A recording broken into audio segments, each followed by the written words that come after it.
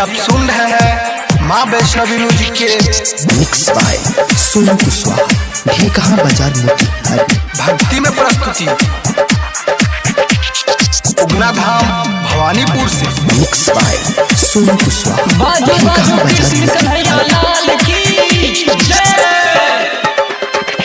होई छैयो भैया होई छैयो कान्हा के जन्मदिन होई छैयो भैया होई छैयो कान्हा के जन्मदिन होई छैयो भैया होई छैयो कान्हा के जन्मदिन होई छैयो भैया होई छैयो कान्हा के जन्मदिन होई छैयो भैया होई छैयो कान्हा के जन्मदिन होई छैयो।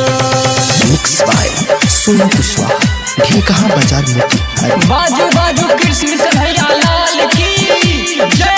मिक्स बाय सोनू कुशवाहा ये कहाँ बाजार मोतिहारी। साजे लागल यौ कान्हा के मूर्ति आए हमारा गाम यो। साजे लागल यौ कान्हा के मूर्ति आए हमारा गाम यो। बाजे लागल यौ बाजे लागल कान्हा के मुरली बाजे लागल। साजे लागल यौ साजे लागल कान्हा के मुरली साजे लागल यौ साजे लागल कान्हा के मुरली साजे लागल। मिक्स बाय सोनू कुशवाहा ये कहाँ बाजार मोतिहारी।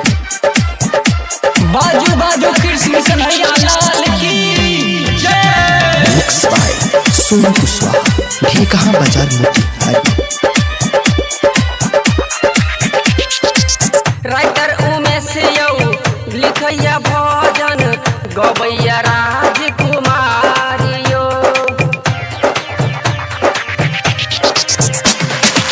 राइटर उमेश जी लिखैया भजन गबैया राजकुमार यो।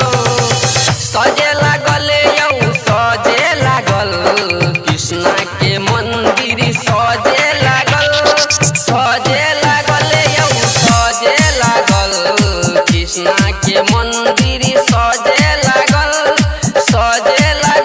यौ सजे लागल राधा के मंदिर सजे लागल।